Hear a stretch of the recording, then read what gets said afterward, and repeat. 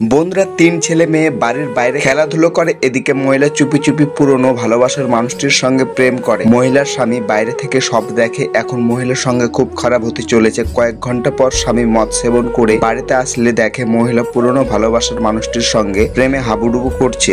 তাই লোকটা দড়ি দিয়ে দুজনকে বেঁধে রাখে। লোক মদ সেবন করেছিল, তাই তারা দুজনে এই বাড়ি থেকে পালিয়ে যায় নিজের সন্তানকে রেখে। কোনো কিছু না ভেবে বাইকে চেপে চলে যায় মহিলা পুরনো ভালোবাসার সঙ্গে।